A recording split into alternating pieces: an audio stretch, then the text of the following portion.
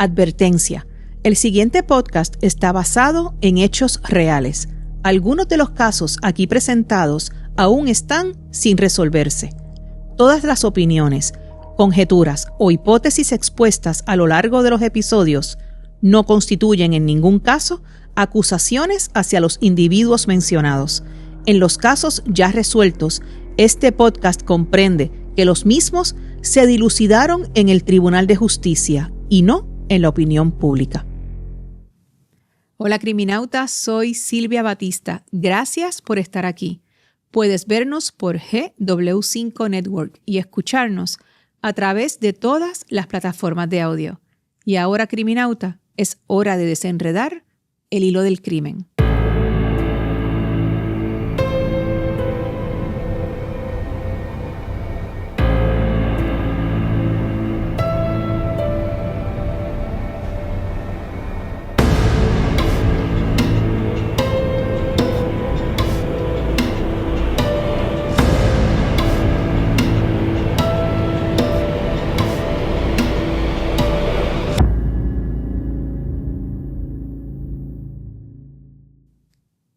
Níjar, Almería, España. Hay casos que sacuden a un país entero, casos que detienen el ritmo de la vida cotidiana y obligan a miles de personas a mirar en la misma dirección. Febrero de 2018.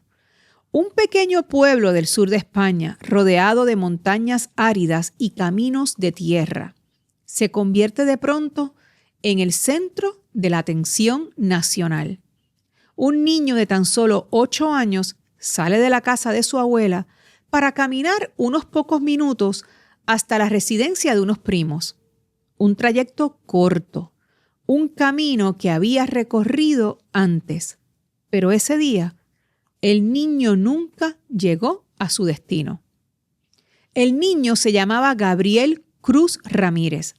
Su familia lo llamaba con cariño el pescadito por su amor por el mar y los peces. Cuando pasaron los minutos, la preocupación comenzó a crecer. Y cuando pasaron las horas, la desesperación se hizo eco de la familia. Primero, ellos lo buscaron. Luego, se incorporaron los vecinos. Después, los voluntarios. Y muy pronto, toda España. Miles de personas se unieron a la búsqueda. Caminaban por senderos, revisaban invernaderos, rastreaban montes y barrancos bajo el sol intenso de Andalucía. Durante 12 días, el país entero sostuvo la esperanza de encontrar a Gabriel con vida. Pero mientras la búsqueda continuaba, mientras las cámaras transmitían cada avance, mientras los padres del pequeño pedían ayuda entre lágrimas, el horror estaba mucho más cerca de lo que nadie imaginaba. Tan cerca que caminaba entre los propios voluntarios. Hoy, en el hilo del crimen, seguimos la historia de la desaparición y asesinato de Gabriel Cruz Ramírez, un caso que conmocionó a España, reveló una traición inimaginable. Y dejo una pregunta que todavía duele. ¿Cómo puede esconderse la oscuridad tan cerca del amor y la esperanza? Comencemos.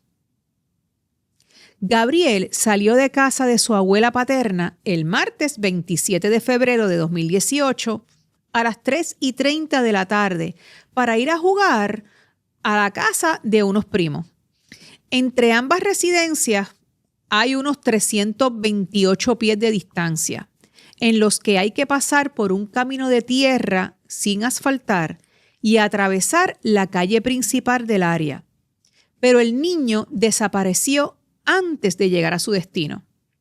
Según los investigadores, a las 6 de la tarde, la abuela de Gabriel, al ver que éste no regresaba a merendar, fue caminando hasta casa de los familiares, preguntó por él y le dijeron que el nene no estaba allí, ni había ido esa tarde. Se empezó entonces la búsqueda con los vecinos. Llamaron a los padres que estaban en otras localidades y entre todos buscaron a Gabriel. A las 8:30 de la noche, aproximadamente 5 horas más tarde, y al confirmar que nadie sabía dónde estaba el niño, su familia dio la voz de alerta a las autoridades. Ángel David Cruz y Patricia Ramírez, los padres del pescadito, se separaron cuando el niño era muy pequeño. Gabriel vivía mayormente con su mamá en Almería, pero pasaba fines de semana alternos y días específicos de la semana con su papá. Ángel y Patricia tenían una buena relación y trabajaban en equipo para que la crianza de Gabriel fuera una saludable y en familia. El día de los hechos, la desaparición fue en ese corto trayecto que les describí y que separa la casa de su abuela paterna de la de sus primos. Pero la búsqueda de la Guardia Civil se extendió en un radio de 4 millas al inicio y luego siguió hasta llegar a 12 millas para buscarlo en lugares específicos como pozos, antiguas minas o casas deshabitadas. Pero el caso tenía una gran dificultad en la investigación: la ausencia de cámaras en las carreteras o de cámaras de seguridad en el sector, donde apenas hay negocios como restaurantes o sucursales de banco. Ni siquiera hay un cajero automático en toda la zona. Las gasolineras más próximas están a más de 6 millas, o sea que es un pueblo realmente bien apartado y pequeño. Al día siguiente de la desaparición de Gabriel, fue interrogado el hombre que llevaba 2 años acosando a la madre del niño, o sea, a Patricia. Este hombre permaneció casi 72 horas detenido y el juez lo envió a prisión por quebrantar la orden de alejamiento, que le tenía Patricia. La búsqueda continuó sin parar hasta que el sábado 3 de marzo, Ana Julia Quesada, la novia de Ángel, la novia del papá de Gabriel, quiso darle consuelo y esperanza a su novio y lo motivó a buscar en un área de difícil acceso, a unas 2 millas de la casa. Fue entonces que se encontró una camiseta blanca que los padres de Gabriel identificaron como del niño. El ministro del Interior, Juan Ignacio Zoido, en su cuenta de Twitter publicó el siguiente mensaje confirmando el hallazgo: las pruebas realizadas han certificado que la camiseta encontrada tiene ADN de Gabriel Cruz. Continúa su búsqueda. La colaboración ciudadana es fundamental. Si sabes algo, llama al 112-062 o 091. Muchas gracias. Cierro la cita de este mensaje del investigador. Pero, ¿qué les dijo este dato a las autoridades? Vamos a analizar los hechos. Había 2 posibilidades. O bien que el niño estuvo en el área, para ello tuvo que pasar un terreno, llegar a la barriada Las Negras e introducirse en un barranco, algo que resultaba bastante inverosímil para los investigadores. O la otra posibilidad, que alguien más la dejó en el lugar, ya sea por error o a propósito. Y aquí llegamos a un punto crucial de la investigación. Ana Julia fue quien le dijo a Ángel de ir a buscar por esa zona y fue ella quien encontró la camiseta. Ángel estaba cerquita, pero no a la vista en el momento del supuesto descubrimiento. Un detalle adicional y sumamente importante: cerca de donde se encontró la camiseta vivía un exnovio de Ana Julia, un carpintero llamado Sergio, guitarrista de rock aficionado, quien llegó con ella desde Burgos hasta Níjar. La investigación se intensificó y se incluyó a esta expareja de Ana Julia como posible sospechoso. El 11 de marzo, 8 días después de la milagrosa aparición de la camiseta de Gabriel, Ana Julia se dirigió a una vivienda que tenían en una finca de rodalquilar, cerca de la casa de la abuela de Gabriel, desde donde el pequeño salió hacia casa de sus primos. Lo que Ana Julia no sabía era que estaba siendo vigilada y allí, en aquella casa de rodalquilar, Los agentes vieron cómo Ana Julia sacó del jardín unos tablones, unas piedras y un cuerpo que aparentemente era de una persona pequeña que encajaba con el perfil de Gabriel. Lo metió en el baúl y salió en dirección hacia Almería. Llegó a Vícar y fue entonces cuando el equipo de investigación decidió detenerla en el momento que salió del auto. Los agentes buscaron en aquel baúl y encontraron el cuerpo de Gabriel envuelto en una sábana, en buen estado y solo con ropa interior. Al ser detenida, Ana Julia confesó delante de su abogado la autoría de los hechos, dando detalles de cómo había arrojado la ropa de Gabriel en un contenedor de vidrio en la localidad de Retamar.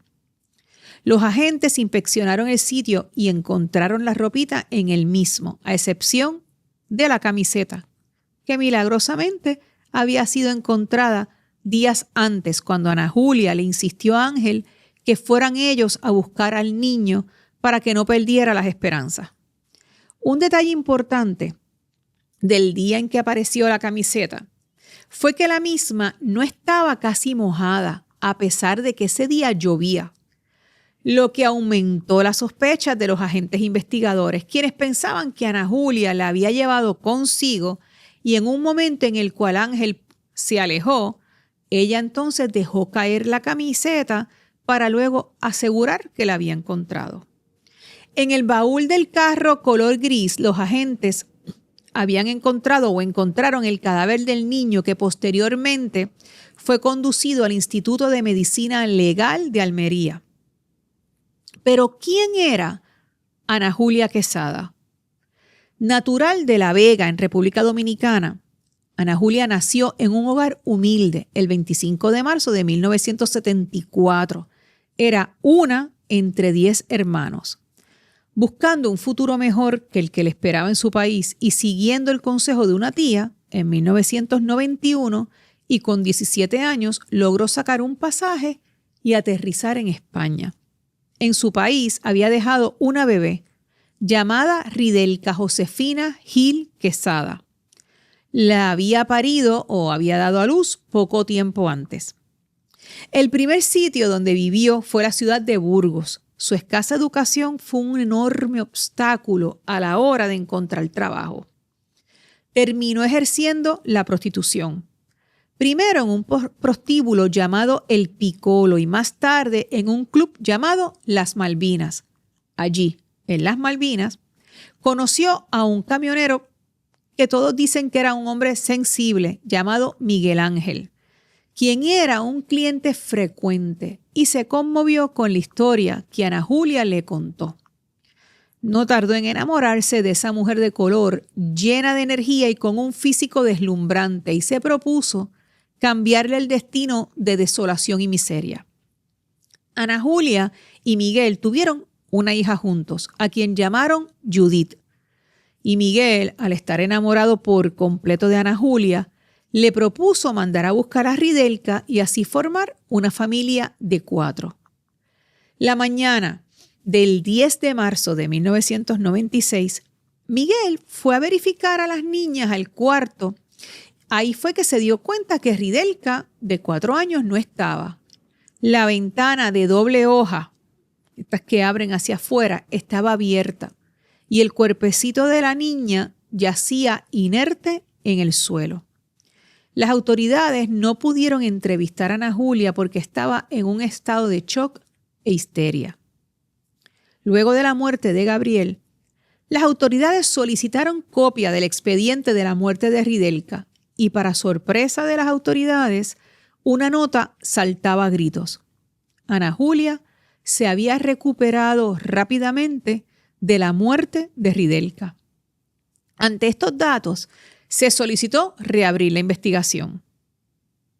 En cuanto al caso de Gabriel, la defensa alegó un homicidio accidental tras una discusión, pero la autopsia y las pruebas determinaron que fue un asesinato con alevosía, sin posibilidad de defensa. El juicio se celebró en la Audiencia Provincial de Almería en septiembre de 2019, concluyendo tras el juicio que Ana Julia, entonces pareja del padre de Gabriel, asesinó al niño de 8 años tras secuestrarlo y llevarlo a la casa en la finca de Rodalquilar, Almería, en la cual Ana Julia y Ángel vivirían juntos después de arreglarla. Se impuso una prisión permanente revisable. La prisión permanente revisable es la máxima pena en España. Fue introducida en 2015 para delitos de extrema gravedad, asesinatos con agravantes, terrorismo, magnicidio. Implica una condena de duración indefinida, revisable solo tras cumplir entre 25 y 35 años de prisión, permitiendo la libertad condicional si se demuestra reinserción, diferenciándose así de la cadena perpetua. En el caso de Ana Julia, su primera revisión será en 2044. Puntos claves de este tipo de sentencias que nos pueden ayudar un poquito a verificar cuáles son las diferencias entre estas sentencias en España y acá en la isla. Tras cumplir una parte de la condena, como dijimos, entre 25 a 35 años, un tribunal evalúa la posible reinserción para decidir si le dan la libertad. El Tribunal Constitucional avaló esta pena en 2021 al considerar que el mecanismo de revisión respeta esto de que los presos o las personas que han sido convictas pueden regresar a la sociedad. Se aplica a casos de especial gravedad, como el asesinato de menores, personas vulnerables, asesinatos tras delitos sexuales o asesinatos en serie. Aunque la palabra revisable nos hace como que cuestionarnos, porque a mí me sucedió, realmente el cumplimiento de la pena es severo y el objetivo es la protección de la sociedad ante individuos que son considerados altamente peligrosos. Pero con la sentencia no culminó esta historia.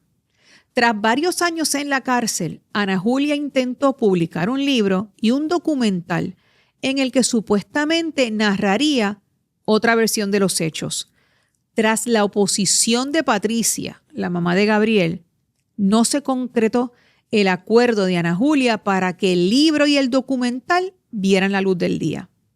Tras lo cual, Patricia denunció que temía por su vida, ya que una reclusa compañera de prisión de la convicta dijera que Ana Julia se expresaba diciendo que Patricia se las pagaría por haberle hecho perder los $300,000 que se hubiera ganado. No sé si eran $300,000 o 300,000 euros, esto lo voy a verificar. La denuncia de Patricia no fue investigada más allá. De hecho, según leí en la prensa, no llegaron a entrevistar a la reclusa que aseveró haber escuchado a Ana Julia decir que Patricia se las iba a pagar. Y llegamos a para pensar.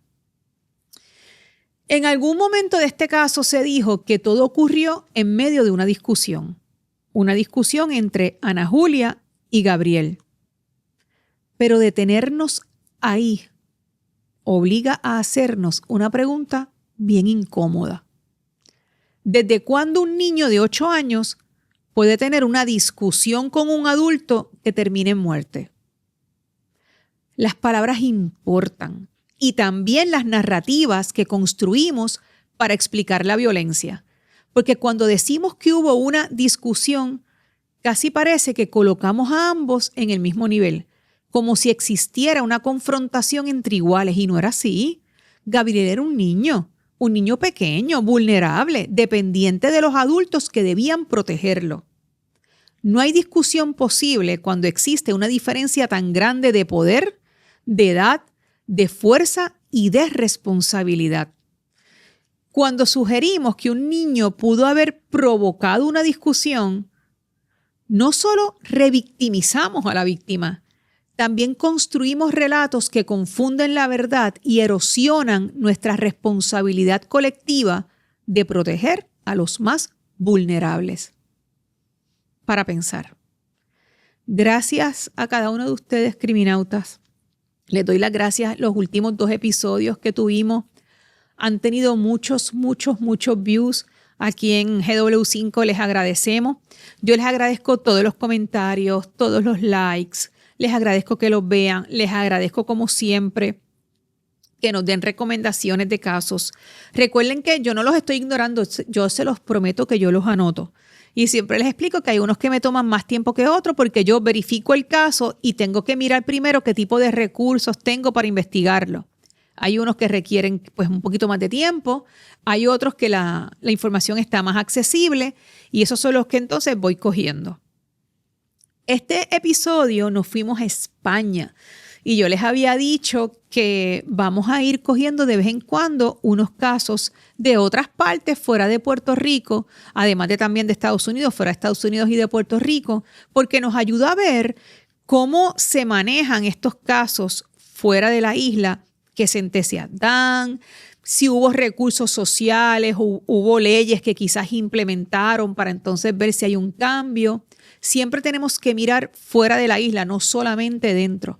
Así es que de vez en cuando, aquí en el Hilo del Crimen, vamos a estar desenredando esos casos, pero siempre regresamos a la isla. Muchas gracias, criminauta. Los espero en el próximo episodio y gracias por estar.